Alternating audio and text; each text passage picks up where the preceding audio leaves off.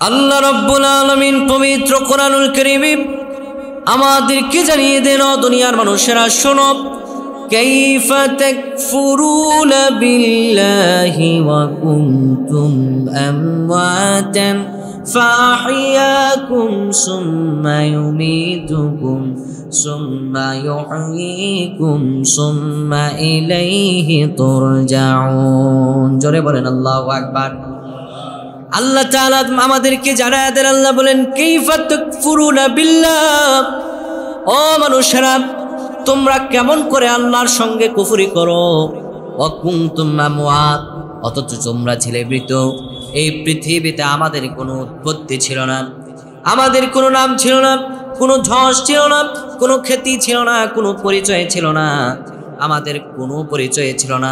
আল্লাহ রাব্বুল আলামিন আমাদেরকে জানায় দেন, ও মানুষেরা অকুনতুম আমওয়াত, তুমি তো ছিলামই তো, ফাহিয়াকুম, তোমাদেরকে আমি জীবন দান করলাম, সুম্মা ইউমীতুকুম, পৃথিবীতে জীবন দান করার পরে এই জীবনটাই আমার তোমাদের জন্য চিরজীবন নয়, এই জীবনে তোমরা আর মৃত্যুবরণ করবে না, ব্যাপারটা এমন নয়। সুম্মা ইউমীতুকুম, আবার তোমাদেরকে মৃত্যুবরণ করতে হবে। সুম্মা ইলাইহি তুরজাউন, পরিশেষে তোমাদের মৃত্যুবরণ করে ক্ষান্ত হয়ে যাবে না। ইলাইহি তুরজাউন, তোমাদের প্রতিপালক রব্বুল আলামিনের সামনে তোমাদেরকে আবার দাঁড় করানো হবে। আল্লাহু আকবার। আবার তোমাদেরকে দাঁড় করানো হবে। পৃথিবীতে আমাদের কোনো উৎপত্তি ছিল না, আমাদের কোনো নাম ছিল না, কোনো যশ ছিল না, কোনো খ্যাতি ছিল না, এই পৃথিবীতে আমাদের কোনো উৎপত্তি ছিল না, ঠিক না? আল্লাহ তাআলা আমাদেরকে এই সম্পর্কে সূরাতুদ দাহারের 1 নম্বর আয়াতে আমাদেরকে জানিয়ে দিয়েছেন আগেই। আল্লাহ তাআলা বলেন, ও মানুষেরা, হাল আতা আলাল ইনসানি হিনুম মিনাদ দাহরি লাম ইয়াকুন শাইআন মাযকুরা। আল্লাহু আকবার।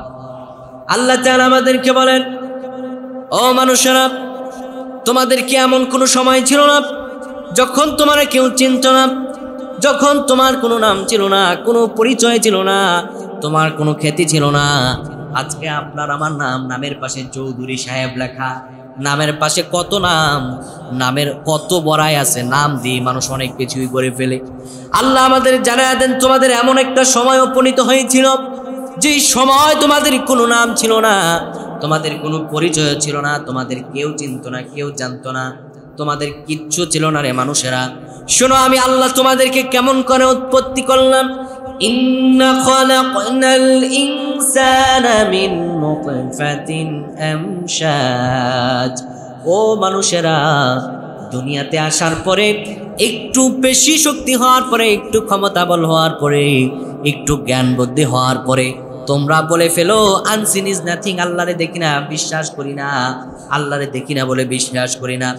একটু ক্ষমতা বল আর একটু তোমারে বল দেওয়ার পরে তুমি আমি রবকে আর চিনো না। তোমার এমন এক সময় ছিল যে সময় তোমার কিচ্ছু ছিল না, তোমারে আমি আল্লাহ রব্বুল আলামিন নাপাক পানি থেকে আমি আল্লাহ তোমারে সৃষ্টি করেছি। ইন্না খালাকনাল ইনসানা মিন নুতফাতিন আমশাজ, তোমাকে মিশ্র শুক্রবিন্দুর ফোঁটা থেকে আমি সৃষ্টি করেছি। শুনো, নাবতালিহি ফাজআলনাহু সামিআন বাসীরা, তোমাকে আমি দুনিয়াতে এই মিশ্র শুক্রবিন্দুর ফোঁটা থেকে আমি সৃষ্টি করার পরে তুমি মনে করো না দুনিয়াতে তোমাকে আমি এমনি সৃষ্টি করেছি, এমনি ছেড়ে দিয়েছি। নাবতালিহি, আমি তোমাকে অবশ্যই পরীক্ষা করব। ফাজআলনাহু সামিআন বাসীরা, আর সেই জন্য তোমাদেরকে আমি দিলাম দৃষ্টি শক্তি এবং শ্রবণ শক্তি। আমি তোমাকে অন্ধবধির করে পাঠাই নাই, অন্ধবধির করে পাঠাই নাই, তোমাকে দৃষ্টি শক্তি দিয়েছি যেন তুমি বুঝতে পারো। প্রিয় ভাইরা আমার, তো আল্লাহ সুবহানাহু ওয়া তাআলা আমাদেরকে দৃষ্টি শক্তি, শ্রবণ শক্তি দিলেন যেন আল্লাহ আমাদেরকে নাবতালিহি পরীক্ষা করতে পারেন। আর পরীক্ষার মধ্য দিয়ে যখন এই পৃথিবীতে আমরা আসলাম, আমাদেরকে আল্লাহ তাআলা কোরআনুল কারীম দিলেন, জীবন বিধান। এই কোরআনুল কারীমকে দেওয়ার পরে যারা এই কোরআনুল কারীমকে নিজের জীবন বিধান হিসাবে পালন করে নিবে, আল্লাহ তাআলা তাদেরকে রব্বুল আলামিন প্রশংসিত করবেন। আর যারা এই বিধানকে পালন করবে না তাদের অবস্থা কেমন হবে, আর যারা এই কোরআনকে পালন করে হাসানাত নিয়ে যাবে তাদের অবস্থা কেমন হবে, আজকে গোটা আলোচনা জুড়ে সেটি আল্লাহ তাআলা আমাদেরকে সেটাই বলছেন। রব্বুল আলামিন বলেন, মান জাআ বিল হাসানাতি ফালাহু খায়রুম মিনহা, ও দুনিয়ার মানুষেরা, যারা হাসানাত নিয়ে কিয়ামতের ময়দানে দাঁড়াবে। মানুষগুলো যখন এই পৃথিবী থেকে অন্ধকার কবরের দিকে রওনা হয়, কবরে রওনা হওয়ার পরে মানুষগুলো কবরের মধ্যে ঘুমিয়ে থাকে। কিয়ামতের ময়দানে আল্লাহ রাব্বুল আলামিন যখন মানুষগুলোকে উঠাবেন, মানুষগুলো উঠার পরে আল্লাহ রাব্বুল আলামিন মানুষগুলোর আমল নামাগুলো মানুষগুলোকে দিয়ে দেবেন। সে আমলগুলোর মধ্য দিয়ে যে মানুষগুলো বিল হাসানাতি ফালাহু খায়রুম মিনহা, ভালো আমলগুলো নিয়ে কিয়ামতের ময়দানে দাঁড়াতে পারবে, ভালো আমলগুলো নিয়ে কিয়ামতের ময়দানে দাঁড়াবে। আল্লাহ রাব্বুল আলামিন জানায় দেন, ওহুম মিন ফাজাই ইয়াউমাইযিন আমিনুন। আল্লাহ রাব্বুল আলামিন আমাদেরকে জানায় দেয়, ও দুনিয়ার মানুষেরা শোনো, যারা ভালো আমলগুলো নিয়ে কিয়ামতের ময়দানে আসবে, আমি আল্লাহ রাব্বুল আলামিন জানিয়ে দিলাম, তাদেরকে কিয়ামতের ময়দানে কোনো অপমানিত করা হবে না, তাদেরকে কিয়ামতের ময়দানে কোনো অসম্মানিত করা হবে না। তাদের প্রত্যেককে আমি আল্লাহ রাব্বুল আলামিন সম্মানিত করব এবং তাদেরকে আমি আল্লাহ তাআলা নিয়ামত দান করব। আমি আল্লাহ তাআলা তাদেরকে রহম এবং বরকত দান করব। তাদেরকে কিয়ামতের ময়দানে কোনো অপমানের কারণ হতে হবে না। সুবহানাল্লাহ। এটা হচ্ছে যারা হাসানাত নিয়ে আসবে, ভালো আমলগুলো নিয়ে আসবে। এবার আল্লাহকে আমরা প্রশ্ন করলাম, আল্লাহ যারা ভালো আমলগুলো নিয়ে আসবে আপনি তাদেরকে অপমানিত করবেন না, কিন্তু যারা খারাপ আমলগুলো নিয়ে আসবে, যারা আপনার দেয়া রহমগুলো নিয়ে আসতে পারবে না, তাদের ব্যাপারে আপনার সিদ্ধান্ত কি? আল্লাহ তাআলা জানায়া দেয়, আল্লাহ রাব্বুল আলামিন বলেন, মান জাআ বিস-সাইয়্যাতি ফাকুব্বাত উজুহুহুম ফিন-নার। আল্লাহু আকবার। আল্লাহ জানায়া দেয়, যারা ভালো আমলগুলো নিয়ে আসতে পারবে না কিয়ামতের ময়দানে, যারা সাইয়্যাত নিয়ে আসবে, গুনাহ নিয়ে আসবে, খারাপ আমলগুলো নিয়ে আসবে, ফাকুব্বাত উজুহুহুম ফিন-নার, তার মাথাটা জমিনের দিকে দিয়ে দেওয়া হবে, পাটা উপর করে দিয়ে দেওয়া হবে, উল্টা করে কিয়ামতের ময়দানে নিয়ে যাওয়া হবে, তার মাথার নিচে থাকবে আগুন। এবং আল্লাহ তাআলা তাদের সেদিন বলে দিবেন, হাল তুজজাউনা ইল্লা মা কুনতুম তা'মালুন। ও দুনিয়ার মানুষেরা, দুনিয়াতে ভালো আমলগুলো করো নাই, দুনিয়াতে তোমারে আমি এত সুযোগ দিয়েছিলাম, নিজেকে সংশোধন করো নাই। শোনো, দুনিয়ার থেকে খারাপ আমলগুলো নিয়ে আসার কারণে আজকে তোমাকে সে আমলগুলোর ফলগুলো দেয়া হলো। নাও আজকে তুমি তুজজাউনা ইল্লা মা কুনতুম তা'মালুন, যা তুমি দুনিয়াতে করেছো আজকে সেই ফলগুলো তুমি ভক্ষণ করো। নাউজুবিল্লাহ। আজকে সেই ফলগুলো তুমি ভক্ষণ করো।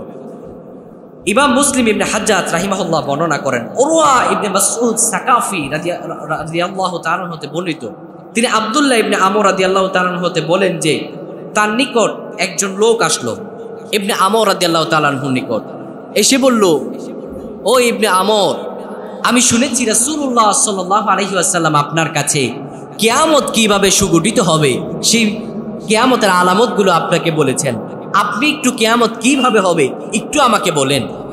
তখন ইবনে আমর রাদিয়াল্লাহু তাআলা আনহু তিনি মস্তকটা নত করে ফেললেন। মস্তক নত করার পরে তিনি পড়ে উঠলেন, সুবহানাল্লাহ, আল্লাহু আকবার, আল্লাহু আকবার। এই শব্দগুলো তিনি উচ্চারণ করলেন।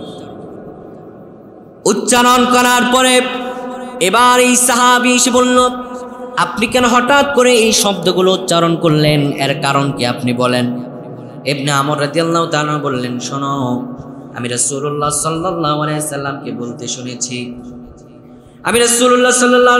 বলতে শুনেছি কিয়ামতের বর্ণনা কেমন হবে।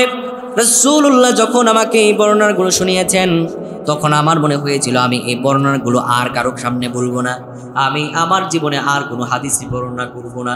কেননা রাসূলুল্লাহ যখন আমাকে এই বর্ণনাগুলো শুনিয়েছেন আমি ইবনে আমরের সকল পশমগুলো দাঁড়িয়ে গিয়েছে, আমি ভীত হয়ে গিয়েছি, আমার চোখে দিয়ে পানি চলে এসেছে, আমার ভীতস্ত্রস্ত অন্তর হয়ে গিয়েছে, আমি এই ঘটনা আর কারো কাছে বলবো না। তখন ওই সাহাবী তাকে জোরাজোরি করলো, আপনি একটু বলেন রাসূলুল্লাহ সাল্লাল্লাহু আলাইহি সাল্লাম কি বলেছেন, কেমন কেমন হবে, অবস্থা কেমন হবে একটু বলে দেন। তখন হযরত ইবনে আমর বললেন, যখন কিয়ামত সংঘটিত হবে পৃথিবী থেকে ভালো মানুষগুলোর পাওয়া যাবে না, এক এক করে আল্লাহ তাআলা ভালো মানুষগুলোকে উঠিয়ে নেবেন, পৃথিবীতে নৈরাজ্য কায়েম হয়ে যাবে, শয়তানের পশ্চাত্য কায়েম হয়ে যাবে, পৃথিবীতে ভালো মানুষগুলো পাওয়া যাবে না। আজকে দেখবেন পৃথিবীর বুকে ভালো কথা বলার মতো মানুষ অভাব নাই, কিন্তু ভালো মানুষগুলো পৃথিবীর বুকে তেমন ভালো মানুষগুলোর দেখা যায়। বলেন বলেন, দেখা যায়। আজকে ইসলামিক কাজ করে কালকে ইসলামের বিরুদ্ধাচারণ করে, ঠিক কিনা? আজকে ভাস্কর্য নির্মাণ করে, কালকে আবার যারা ইফতার মাহফিল করে তাদের শরীর থেকে রক্ত ঝরায়। এমন ভদ্রলোক নাই আমাদের দেশে।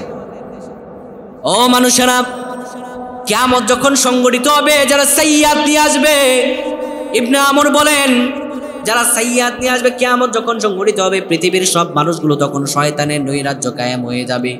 পৃথিবীর এক কোণায়, পৃথিবীর শেষ প্রান্তে ভালো মানুষ থাকবে, আর শেষ প্রান্তে, দক্ষিণ প্রান্তে, উত্তর প্রান্তে, এইভাবে ভালো মানুষগুলো দুই প্রান্তে থাকবে।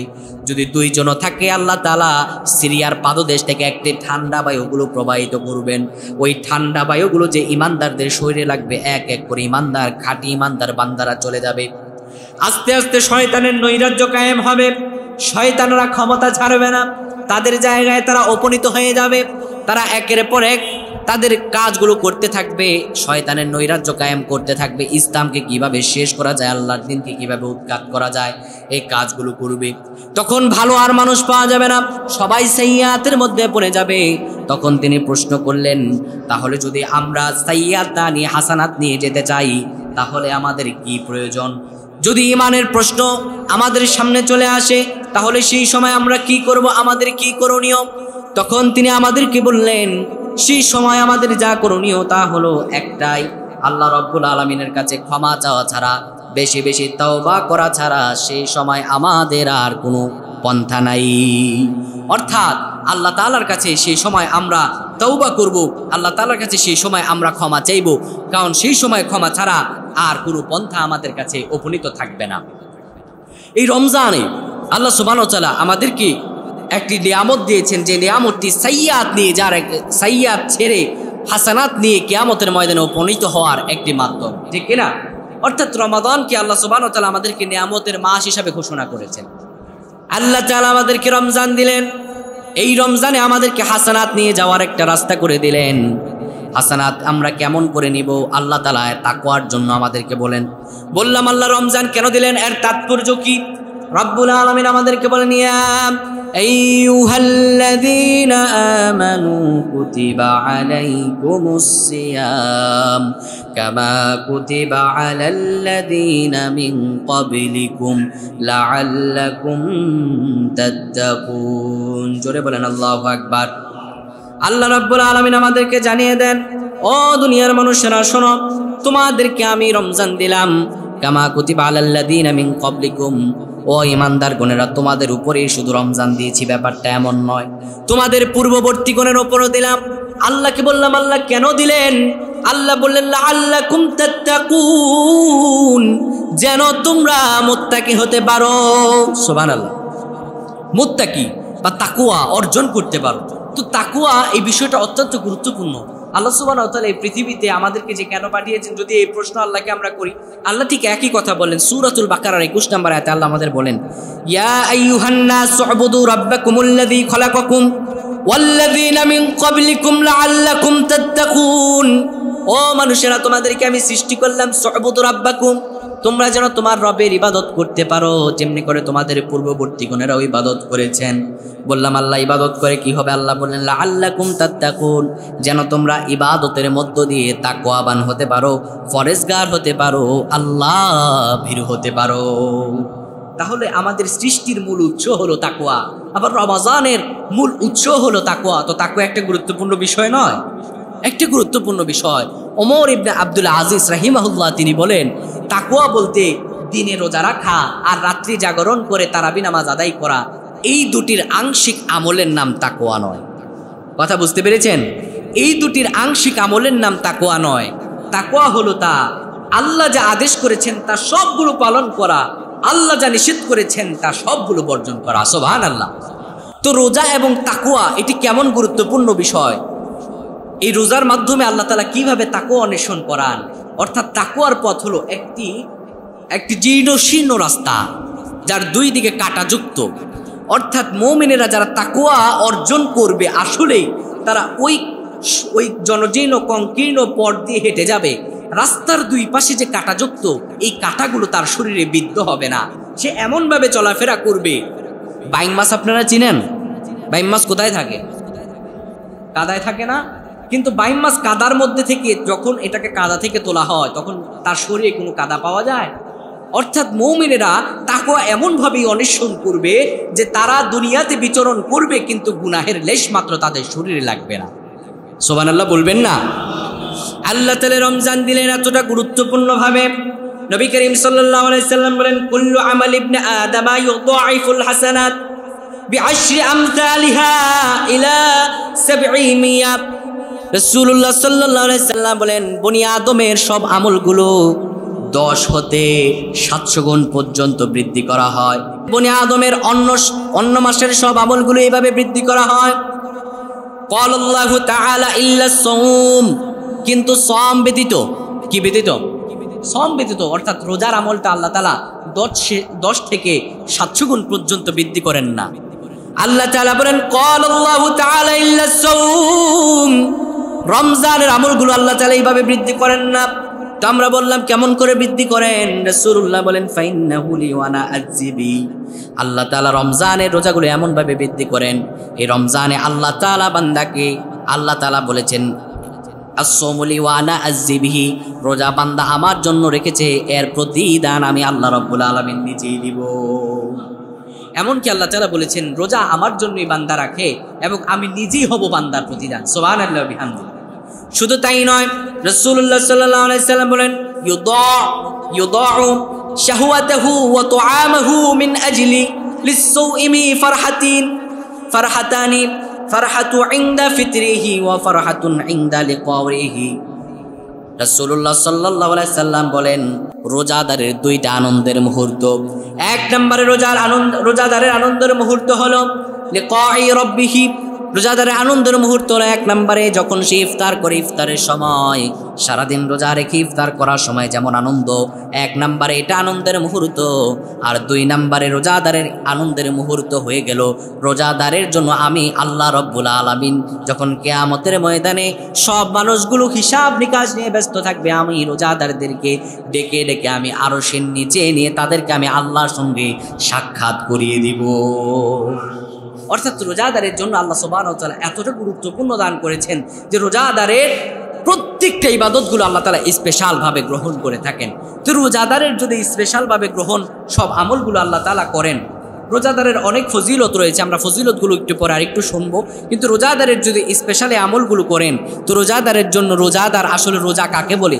স্বাভাবিকভাবে রোজা আমরা বুঝি অর্থাৎ সুবে সাদিক থেকে সূর্যাস্ত পর্যন্ত সকল প্রকার পানাহার এবং যৌনাচার থেকে মুক্ত, এটাকেই বলা হয় রোজা, তাই না?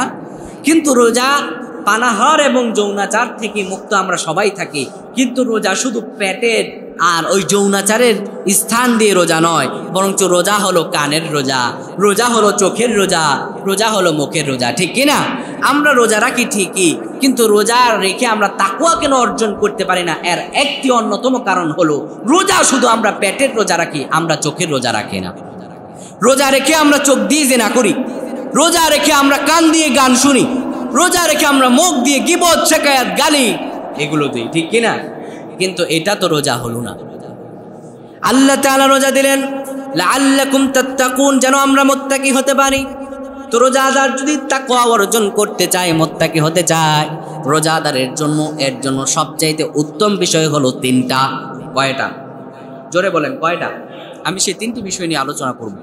1 নম্বরে রোজাদারের জন্য উত্তম বিষয় হলো তাওবা করা। কি করা? তাওবা করা। 2 নম্বরে রোজাদারের জন্য বিষয় হলো আল্লাহর প্রশংসা করা। 3 নম্বরে রোজাদারের জন্য 3 নম্বরে যে বিষয়টি হলো সেটি হলো রিজিকের শুকরিয়া আদায় করা। 1 নম্বরে তাওবা করা। তাওবা মানে কি? তাওবা বলতে আমরা কি বুঝি? আমরা মনে করি তাওবা হচ্ছে সেটা যে, ধরেন আমাদের সমাজে কিছু মানুষ থাকে যারা সারা জীবন আকাশ কুকাশ যা পারে তা করে, মরণের কালে এসে মোল্লারে ধরে এনে 500-1000 টাকা দিয়ে ওই মোল্লা নাকি তওবা পড়ায় যায়। এটাকে আমরা তওবা মনে করি না। আসলে এটা তওবা নয়, এটা হচ্ছে ইস্তেগফার। এটা কি? বলেন বলেন, এটা কি? ইস্তেগফার। তাওবা শব্দের অর্থ হলো ফিরে আসা। তাওবা শব্দের অর্থ কি? ফিরে আসা।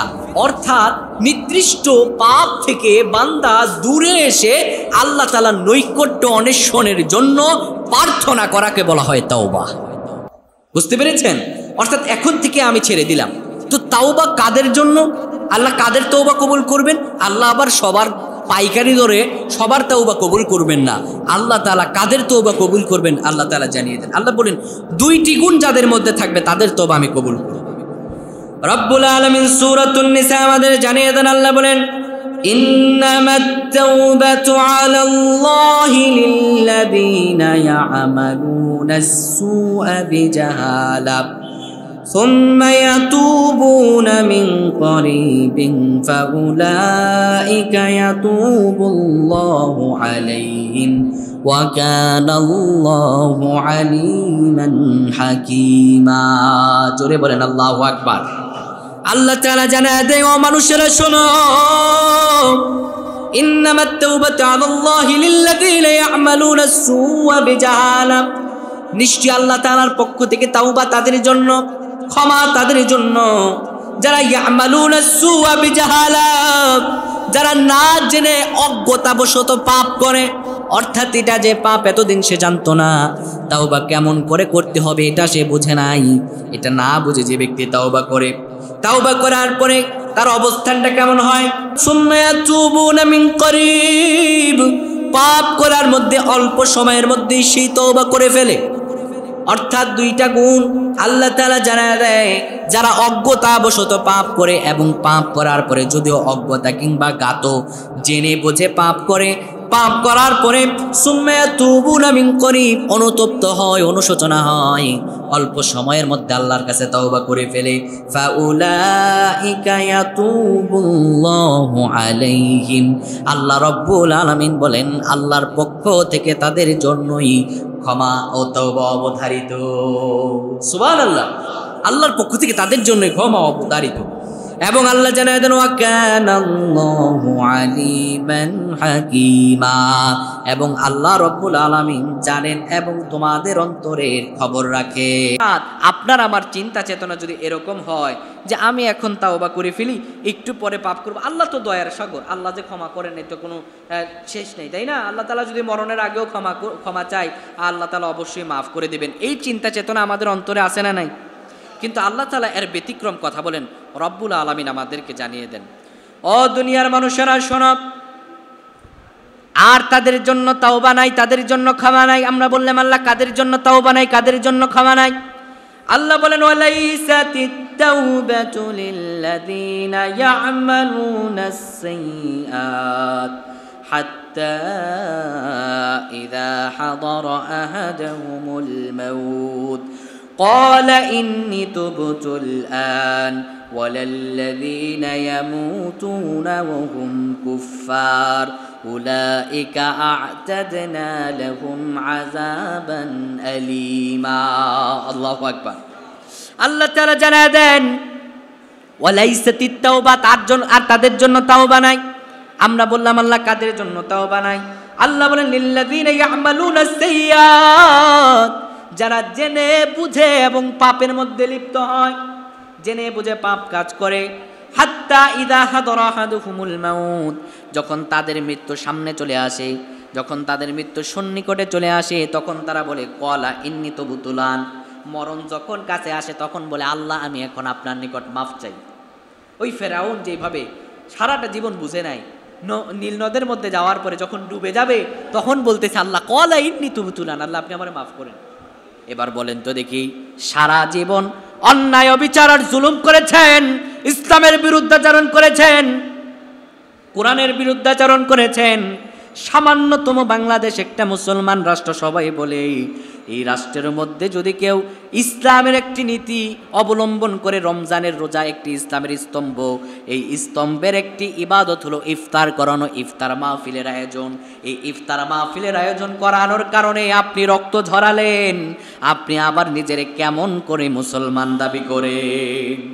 এরা দাবি করে নিজেদেরকে ইমানদার, এরা চিন্তা আছে আমরা আল্লাহর কাছে মাপ পাবো। আল্লাহ তো দয়ার সাগর, যখন মৃত্যু চলে আসবে তখন তারা বলে ক্বালা ইন্নী তুবতুল আন, আল্লাহ এখন আমি আপনার নিকট তওবা করলাম, এখন আমি আপনার নিকট চূড়ান্তভাবে বললাম আল্লাহ পাপ থেকে ফিরে এসেছি। কিন্তু আমার আল্লাহ তাআলা বলেন না, আমি সেদিন তাদের তওবাগুলো কবুল করব না। আল্লাহকে বললাম, আল্লাহ তাদের মরণটা কেমন হবে? আল্লাহ বলেন, ওয়ালাল্লাযীনা ইয়ামুতুনা ওয়া হুম কুফফার, কাফেররা যেমন করে কাফের হয়ে মৃত্যুবরণ করবে, এরাও ঠিক কাফের হয়ে সেই দিন বরণ করবে। নাউজুবিল্লাহ বলবেন না? অর্থাৎ দুনিয়াতে আপনি হজ করতে পারেন, আপনি হজ করতে পারেন, মডেল মসজিদ নির্মাণ করতে পারেন, মসজিদ নির্মাণ করতে পারেন, ইসলামের জন্য কিছু কাজ করতে পারেন। যদি কিঞ্চিত পরিমাণ ইসলামের বিরুদ্ধাচরণ করেন, আপনার ইসলামের জন্য কাজ করার দরকার নাই।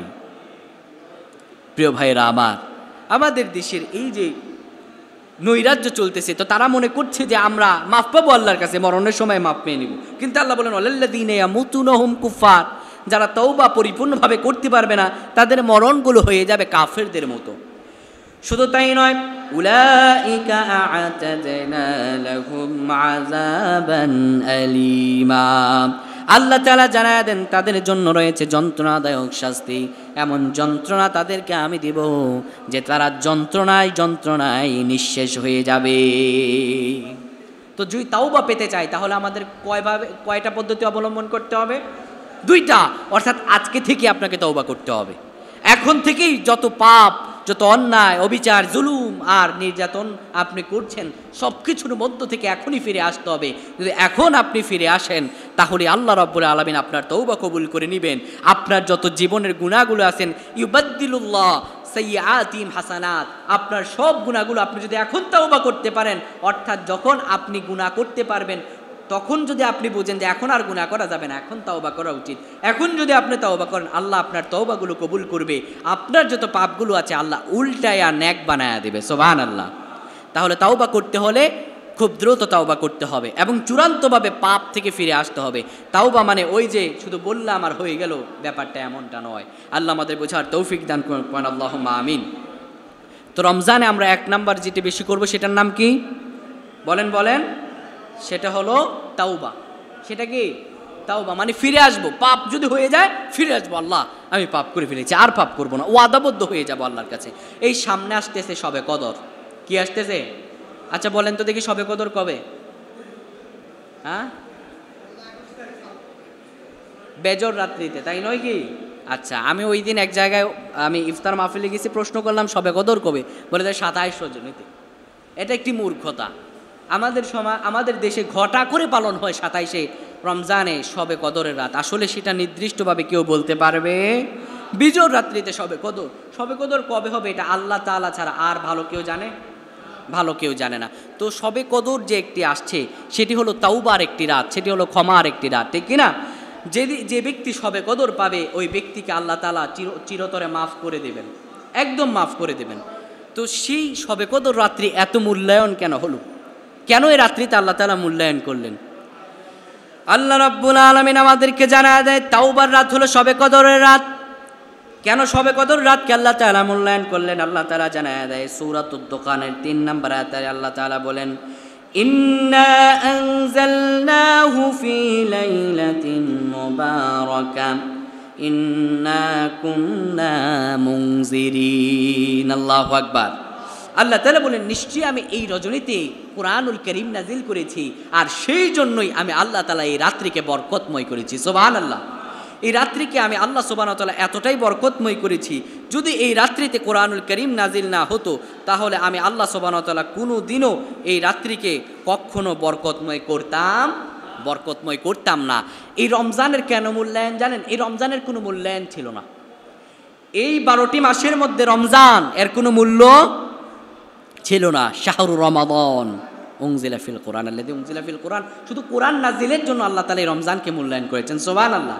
তাই কোরআনের একটি মাস হলো রমজান মাস। তো সামনে আমাদের শবে কদর আসছে, সেই শবে কদরে আমাদের আমল করা দরকার আছে না নাই? কিন্তু রমজানকে উল্লেখ করে এই যে আল্লাহ তাআলা এখানে কিন্তু খেয়াল করবেন, আল্লাহ তাআলা বললেন একটি ফরজ আদায় করলে কয়টি ফরজ? 70টি ফরজ। এখানে ফরজের ব্যাপারে আল্লাহ বলছেন একটি ফরজ আদায় করলে 70টি ফরজ। আল্লাহ তাআলাকে সুন্নতের ক্ষেত্রে এটা বলেছেন? বলেন। হাদিয়া দেওয়া সেটা না হয় সুন্নত। আজকাল দেখি কিছু হুজুররা ফতুয়া দেয় তাদের ফতুয়া হলো যে স্ত্রীকে যদি একটি কাপড়, এটা ফেসবুক ট্রেন্ডিং আসে, অনেকে পোস্ট করে থাকে, বলে এই রমজানে কেউ যদি একটি পাঞ্জাবি দেয় সেজন্য 70টি পাঞ্জাবি দেওয়ার সওয়াব পায়। নাউজুবিল্লাহ পড়েন। এটা হাদিসের নামে একটি মিথ্যাচার, হাদিসের নামে একটি মিথ্যাচার। রাসূলুল্লাহ সাল্লাল্লাহু আলাইহি ওয়াসাল্লাম বলেন, কোনো ব্যক্তি যদি জেনে বুঝে আমার নামে একটি মিথ্যাচার করলো, আমার নামে একটি মিথ্যাচার করলো, সেজন্য নিজের জন্য জাহান্নামকে ওয়াজিব করে নিল। নাউজুবিল্লাহ পড়েন। তো আপনি জানেন না, শোনেন না, একটি আপনি বলে দিলেন যে রাসূল সাল্লাল্লাহু আলাইহি ওয়াসাল্লাম বলেছেন, কিংবা একটি কেউ পাঞ্জাবি দিলে 70টি পাঞ্জাবি, আবার স্ত্রীকে একটি শাড়ি কিংবা আপনার 3 পিস উপহার দিলে 70টি 3 পিস উপহার দেওয়ার সওয়াব। এটা একটি পুরো ডাহা মিথ্যা কথা নয়? এগুলো বিভিন্ন আলেম ওলামারাও বলে, আমি দেখি ফেসবুকে এটা পুরো ট্রেন্ডিং আছে, পোলাপানের এগুলো নিয়ে পোস্ট করে, কিন্তু এটা গোটাটা একটা মিথ্যা, এটা কোথাও নাই। একটি ফরজ আদায় করলে রাসূল সাল্লাল্লাহু আলাইহি ওয়াসাল্লাম বলেছেন, ফরিদাতুন ফি ওমান আদ্দা ফরিদাতুন কানা কামান আদ্দা 70 ফরিদা। কোনো ব্যক্তি যদি একটি ফরজ আদায় করলো তাকে 70টি ফরজের সওয়াব দেওয়া হয়, কিন্তু একটি পাঞ্জাবি দিলে 70টি পাঞ্জাবির কখনো সওয়াব দেওয়া হবে না। আপনাকে রমজান মাসে হাদিয়া দিলে এক্সট্রা সওয়াব আল্লাহ আপনাকে দিবেন, সেটা আল্লাহ দিতে পারেন, কিন্তু আপনি একটি সওয়াবের অঙ্ক বসায় নিলেন নিজের মতো করে, আপনি নিজের মতো করে আমল আর ইবাদত করতে পারবেন না, সেটা বেদাত। আল্লাহ আর কুল্লু বেদাতিন দালালা, সব বেদাত ভ্রষ্টতা, আর প্রত্যেক ভ্রষ্টতাই হলো জাহান্নামে যাওয়ার কারণ, ঠিক কি না? এই রমজানে আরেকটি ভুল আমরা করে থাকি, সে আরেকটি ভুলের মধ্যে হচ্ছে রমজানে আমরা আমাদের সবচেয়ে বেশি গুরুত্বপূর্ণ সময়গুলো দিয়ে বেশি গুরুত্বপূর্ণ হিসাবে রাখি ঈদের শপিং করা। কি করা?